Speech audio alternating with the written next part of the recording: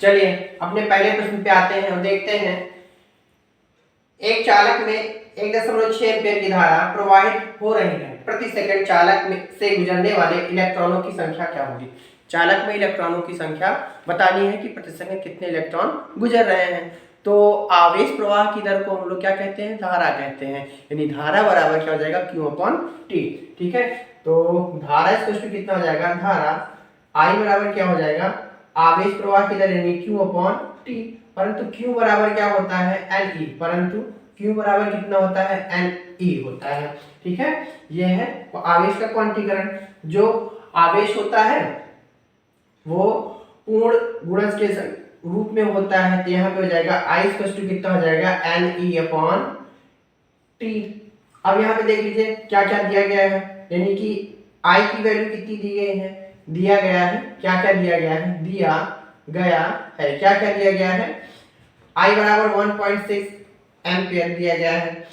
N की value हमें ज्ञात करनी है, इलेक्ट्रॉनों की संख्या ही हमें क्या करनी है, ज्ञात करनी है। इलेक्ट्रॉनों की संख्या हमें ज्ञात करनी है। E एक इलेक्ट्रॉन पर आवेश, एक इलेक्ट्रॉन पर जो आवेश होता है 1.6 × 10⁻⁻19 कूलम का आवेश होता है। और जो समय दिया है, समय कितना है, प्रति सेकंड, यानी 1 सेकंड। समय कितना है, समय है 1 सेकंड। अब सारी वैल्यूज को हम इक्वेशन 1 में क्या करेंगे, पुट कर देंगे। तो I बराबर कितना हो जाएगा, 1.6 दिया है। N हमें ज्ञात करना है। E की वैल्यू कितनी है, 1.6 × 10⁻⁻19 आपको दिख रहा होगा। I की वैल्यू 1.6 एम्पियर है और N की वैल्यू ज्ञात करना है और E की वैल्यू 1.6 × 10⁻⁻19। समय कितना है, 1। अब यहाँ पे कुछ है नहीं, यहाँ पे N को रोक लीजिए, 1.6 × 10⁻19 को इधर डिवाइड भेज देना है, 1.6 × 10⁻19। अब ये 1.6 क्या हो गया, कैंसिल हो गया। अब यहाँ पे 1/10⁻19 इसको कितना आया, N। या फिर N बराबर कितना जाएगा, जब कोई चीज डिनोमिनेटर में माइनस होती तो न्यूमरेटर में जाएगी, हर में माइनस में है और अंश में जाएगी तो क्या हो जाती है, धनात्मक हो जाती है। यानी 10 की पावर कितना हो जाएगा, 19। ये इलेक्ट्रॉनों की संख्या हो जाएगी। चालक में प्रवाहित प्रति सेकंड इलेक्ट्रॉनों की संख्या कितनी है, ये है 10 की पावर 19। हमें उम्मीद है आपको समझ में आया होगा। धन्यवाद। अगला प्रश्न है, किसी चालक का कुल आवेश 8 × 10⁻⁻19 कूलम है जो कि ऋणात्मक है, इस पर कितने इलेक्ट्रॉनों की अधिकता है। इलेक्ट्रॉनों की अधिकता बतानी है और उस पर आवेश कितना है, 8 × 10⁻⁻19 कूलम है। कैसा, ऋणात्मक। अगर किसी चालक पर ऋण आवेश आता है तो इसका मतलब होता है कि उसने इलेक्ट्रॉन को प्राप्त किया है, गेन किया, इलेक्ट्रॉनों की अधिकता है। और अगर किसी चालक पर ऋण धनात्मक आवेश हो जाता है तो इसका मतलब होता है उसके बाहरी सरफेस से, आउटर मोस्ट शेल से इलेक्ट्रॉन क्या हो गए हैं, निकले हुए हैं। ठीक है, तो कुल आवेश कितना है, आवेश की मात्रा कितनी है, आवेश की मात्रा जो दी गई है, आवेश की मात्रा ये Q = 8 × 10⁻⁻19 कूलम है। और इस पे कितने इलेक्ट्रॉनों की अधिकता है, तो Q बराबर हम जानते हैं Ne, Q बराबर Na। ठीक है, और एक इलेक्ट्रॉन पे जो चार्ज होता है 1.6 × 10⁻⁻19 कूलम होता है। ठीक है, तो अब यहाँ पे हमें क्या करना है, वैल्यूज को रखना है। क्यों, आवेश की मात्रा दी गई है 8 × 10⁻⁻19 और N क्या है, इलेक्ट्रॉनों की संख्या, और E क्या है, एक इलेक्ट्रॉन पर आवेश। एक इलेक्ट्रॉन पर जो आवेश होता है वो होता है 1.6 × 10⁻⁻19 कूलम होता है। तो E की वैल्यू हम यहाँ पे रख देंगे 1.6 × 10⁻⁻19 कूलम। अब यहाँ पे N की वैल्यू को निकालेंगे, N को रोका, यहाँ पे 8 × 10⁻⁻19 अपॉन 1.6 × 10⁻⁻19। ठीक है, अब -19 से ये -19 क्या हो गया, कैंसिल हो गया। अब यहाँ पे 8 अपॉन कितना हो जाएगा, 16। पॉइंट को हटाया, ऊपर 0 बढ़ गया, यहाँ पे n, या फिर n बराबर कितना हो जाएगा 80/16, 16 एकम 16, 16 पंचे 80, अर्थात चालक में इलेक्ट्रॉनों की संख्या कितनी हो जाएगी, अधिक इलेक्ट्रॉनों की संख्या कितनी आ गई, n बराबर 5, n की वैल्यू कितनी आई 5, अर्थात चालक में 5 इलेक्ट्रॉन अधिक होंगे, अर्थात चालक में 5 इलेक्ट्रॉनों के अधिकता होगी। ये क्यों बराबर एन से सवाल लग जाएगा, हमें उम्मीद है आपको समझ में आया होगा। धन्यवाद। कह रहा है 2 ओम 3 ओम 5 ओम के प्रतिरोधों को श्रेणी क्रम में जोड़ा गया है, यदि संयोग के दोनों सिरों पर 30 वोल्ट का विभवांतर लगा हो तो प्रत्येक प्रतिरोध के बीच विभवांतर क्या कीजिए। प्रत्येक प्रतिरोध के बीच विभवांतर बताना है कि 2 ओम के सिरों के बीच कितना विभवांतर है, 3 ओम के सिरों के बीच कितना विभवांतर है और 5 ओम के सिरों के बीच कितना विभवांतर है। तो प्रतिरोधों को हमने श्रेणी क्रम में क्या किया गया है, एक दूसरे से जोड़ लिया है। तो यहाँ पे 2 ओम का प्रतिरोध, 3 ओम का प्रतिरोध और 5 ओम का प्रतिरोध आपस में श्रेणी क्रम में ये जोड़े गए हैं। और फिर ए और बी के बीच में जो वोल्टेज टोटल लगाया गया है वो 30 वोल्ट का विभवांतर लगा दिया गया है। अब कह रहा है कि प्रत्येक सिरों पर यानी 2 ओम के सिरों पर कितना विभवांतर है, 3 ओम के सिरों के बीच में कितना विभवांतर है, 5 ओम के सिरों के बीच कितना विभवांतर है, ये बताना है। तो जब प्रतिरोधों को श्रेणी क्रम में जोड़ा जाता है तो उनके बीच विभवांतर अलग हो जाता है, ठीक है, लेकिन धारा क्या होती है, समान होती है। तो पहले हम क्या करेंगे, इसमें कितनी धारा प्रवाहित हो रही है, धारा के मान की गणना करेंगे कि टोटल करंट कितनी है। तो यहाँ पे हमें टोटल करंट मिल जाएगी। तो प्रत्येक सिरों के बीच में क्या करेंगे, विभवांतर ज्ञात कर लेंगे कि यहाँ पे कितना विभवांतर होगा और कितना प्रतिरोध है। तो यहाँ पे सबसे पहले देखेंगे कि 2 ओम 3 ओम और 5 ओम के प्रतिरोध को श्रेणी क्रम में जोड़ा गया है। तो कुल प्रतिरोध कितना हो गया, 2 ओम 3 ओम तथा 5 ओम के प्रतिरोध को श्रेणी क्रम में जोड़ा गया है। अतः परिपथ का तुल्य प्रतिरोध ये कितना हो जाएगा, R बराबर R1 plus R2 plus R3। R1 की वैल्यू कितनी है, ये है 2 ओम, ये है 3 ओम, ये है 5 ओम, टोटल हो जाएगा 10 ओम। टोटल R हमारा निकला 10 ओम। और कुल विभवांतर कितना है, कुल विभवांतर दोनों सिरों पर कितना है, ये हो जाएगा 30 वोल्ट। तो 30 वोल्ट का है, ठीक है। तो V ओम के नियम से लगा देंगे, ओम के नियम से V I और R, ठीक है।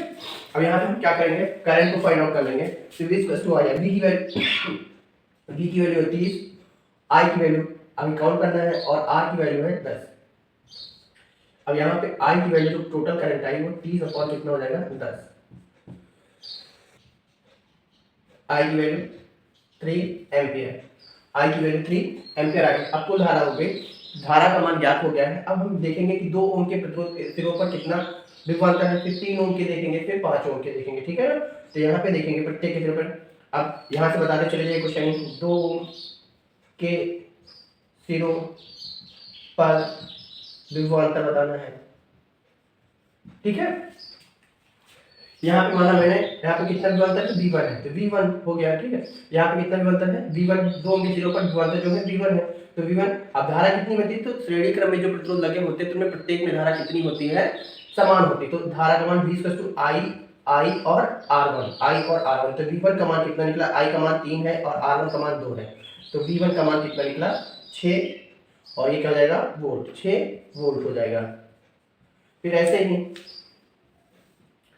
3 ओम के सिरों पर विभवांतर, 3 ओम के सिरों पर विभवांतर ये हो जाता है V2 मान लिया, कितना है V2 है।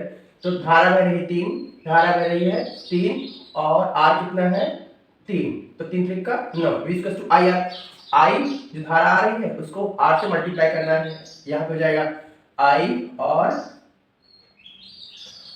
यहाँ पे R2 I और R2, यहाँ पे फिर देखिए जरा क्या हो जाएगा 3, और यहाँ पे R2 की वैल्यू कितनी है 3, यहाँ पे टोटल कितना जाएगा 9 वोल्ट हो जाएगा। और फिर आ जाएगा 3 ओम के सिरों के बीच में अंतर, ये 3 ओम के निकला। फिर ऐसे ही बताना है 5 ओम के सिरों के बीच में अंतर, 5 ओम के सिरों के बीच विभवांतर, ये कितना हो जाएगा V3 मान लिया, कितना हो जाएगा V3। धारा हमारी 3 है, R कितना है 5, तो 5 3 15, V इक्वल टू क्या हो जाएगा I और R3। यहाँ पे I की वैल्यू कितनी है 3 है, R3 की वैल्यू कितनी है 5 है, तो 5 3 15, ठीक है, ये हो जाएगा 15। यहाँ पे V3 कितना हो जाएगा 15 वोल्ट, यानी कि टोटल जो वोल्टेज है वो सभी क्या हो जाएगा यहाँ पे 6 और 9 और 15, यहाँ पे टोटल वोल्टेज भी हम काउंट कर सकते हैं, 9 6 15 15 15 30, ठीक है। तो ये ऐसे जो है 2 ओम 3 ओम 5 ओम के प्रतिरोध के सिरों के बीच विभवांतर ज्ञात करने के लिए कहा गया था।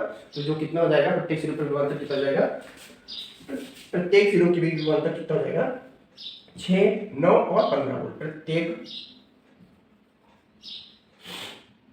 प्रत्येक प्रतिरोधों के बीच विभवांतर, प्रत्येक प्रतिरोधों के बीच विभवांतर ये हो जाएगा 6 वोल्ट 9 वोल्ट और 15 वोल्ट। हमें उम्मीद है आपको समझ में आया होगा। चलिए अपने अगले प्रश्न की ओर चलते हैं। प्रश्न संख्या 4 जो कह रहा है किसी परिपथ में प्रवाहित प्रति मिनट 180 कूलम आवेश प्रवाहित हो रहा है, परिपथ में बहने वाली धारा का मान ज्ञात कीजिए। परिपथ में 180 कूलम आवेश प्रति मिनट बह रहा है, तो परिपथ में प्रवाहित धारा के मान की गणना करना है, ठीक है। हम जानते हैं जो आवेश प्रवाह की दर होती है उसे धारा कहते हैं, तो I बराबर Q/T हो जाता है। समय कितना दिया है 1 मिनट का, समय कितना दिया है 1 मिनट। 1 मिनट का मतलब होता है कि 60 सेकेंड, 60 सेकेंड में उस कंडक्टर से कितना जो है चार्ज फ्लो हो रहा है वही क्या हो जाएगी करंट का मैग्नीट्यूड, यानी करंट का मात्रा हो जाएगी, ठीक है। अब यहाँ पे देखते हैं आवेश का मान दिया है, आवेश दिया है, आवेश की मात्रा, आवेश की मात्रा Q बराबर दिया है, कितना दिया है 180 कूलम दिया है। फिर जो समय दिया है, समय दिया है T इक्वल टू कितना है 1 मिनट, प्रति मिनट है, प्रति मिनट का मतलब 1 मिनट यानी कि 60 सेकेंड, 60 सेकेंड। धारा की परिभाषा से तो धारा बराबर कितना जाएगा I बराबर Q/T, तो Q की वैल्यू रख दीजिए, Q की वैल्यू कितनी हो जाएगी 180 बटा कितना हो जाएगा 60, ये 0 क्या है 0, तो I बराबर कितना हो जाएगा कम से क्षेत्र का 18, ये भी काट दीजिए, तो 3 एम्पियर, 3 एम्पियर की धारा उस परिपथ में प्रवाहित हो रही है। जिस परिपथ में 180 कूलम आवेश प्रति मिनट प्रवाहित हो रहा हो, तो वहां पे जो बहने वाली धारा होगी वो क्या होगी 3 एम्पियर की होगी। हमें उम्मीद है आपको समझ में आया होगा। धन्यवाद। चलिए अपने अगले प्रश्न की ओर चलते हैं। प्रश्न संख्या 5 जो कह रहा है दो प्रतिरोधों के मान क्रमशः 6 ओम तथा 3 ओम है, इनके संयोजन से बनने वाली अधिकतम व न्यूनतम प्रतिरोध की गणना कीजिए। इनके संयोजन से बनने वाले अधिकतम प्रतिरोध और न्यूनतम प्रतिरोध। अधिकतम प्रतिरोध कब होता है जब प्रतिरोधों को श्रेणी क्रम में जोड़ा जाता है, और न्यूनतम प्रतिरोध कब होता है जब प्रतिरोधों का समांतर क्रम संयोजन होता है। तो प्रतिरोध की जो इक्विवेलेंस वैल्यू आती है यानी तुल्य प्रतिरोध जो आता है वो क्या होता है न्यूनतम होता है, ठीक है। तो अधिकतम के लिए हम प्रतिरोधों को श्रेणी क्रम में जोड़ देंगे और न्यूनतम के लिए हम प्रतिरोधों को एक बार समांतर क्रम में संयोजित करेंगे, ठीक है। प्रतिरोधों का अधिकतम संयोजन कब होगा जब ये श्रेणी क्रम में जोड़े जाएंगे, जब ये प्रतिरोध श्रेणी क्रम में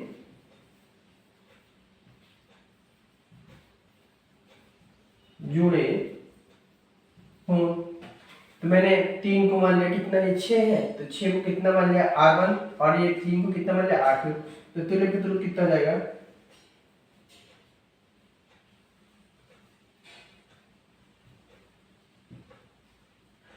R बराबर R1 प्लस R2। यहाँ पे R की वैल्यू कितनी आ गई 6 और R2 की वैल्यू कितनी आ गई 3, तो टोटल हो गया 9 ओम।